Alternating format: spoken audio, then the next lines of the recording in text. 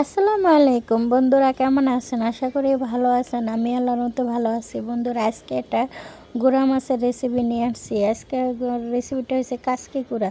আমি এখানে কাসকি গুঁড়া 250 গ্রাম দিয়ে দিচ্ছি 3টা পেঁয়াজ, আর দিয়ে দিচ্ছি কাঁচামরিচ দিয়ে দিচ্ছি একটা টমেটো,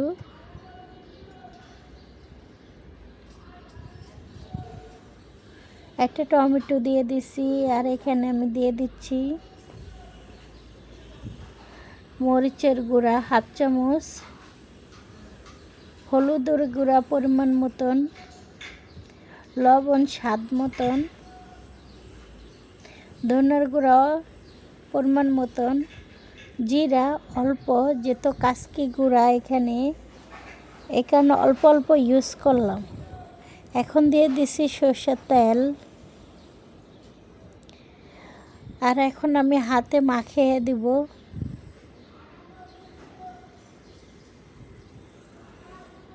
আমি ভালো করে হাতে মাখিয়ে নেব। ভালো করে মাখানোর পর আমি একদম কি সুন্দর মাশাআল্লাহ ঝরঝরা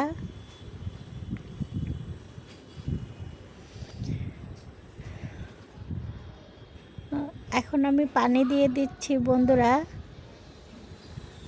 বন্ধুরা, বিপদে পড়লে মানুষ চিনা যায়। আপনি কখন মানুষ চিনবেন জানেন? আপনি মানুষ চিনবেন যখন আপনি অসুস্থ থাকেন। আপনি মানুষ চিনবেন যখন আপনার সিজারের সময় আপনাকে কেউ আপনার পাশে থাকবে না, বা বাচ্চা কেয়ারের সময় কেউ আপনার পাশে থাকবে না। যখন আপনি সচ্ছল হয়ে যাবেন তখন দেখবেন সবাই আপনার পাশে আছে, কিন্তু বিপদে পড়লে বোঝা যায় কেউর পাশে নাই বন্ধুরা। তাই আমারও ছোট ছোট বাচ্চা নিয়ে আমিও আছি। খুব পিটাপিটি বাচ্চা তো, তাই খুবই অসুবিধা হচ্ছে। চিল্লাচিল্লি, ফালাফালি, খুবই ডিস্টার্ব, ঘুমাইতে চায় না। এর ভিতরেই আমি একটু ভিডিও বানাই, একটু টাইমলিস করি, সময় কাটাই। কারণ আমাকে ভিডিও বানানোর কেউ সাহায্য করে না। নিজে এই বাচ্চা, স্কুল সব কিছু সামলিয়ে নিজে প্রতিদিন চাই অ্যাক্টিভ থাকার জন্য।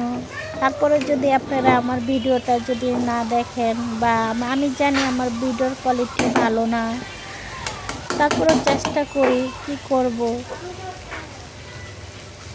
সবাই সাপোর্ট করেন, কারণ সাপোর্টটা অনেক বেশি দরকার।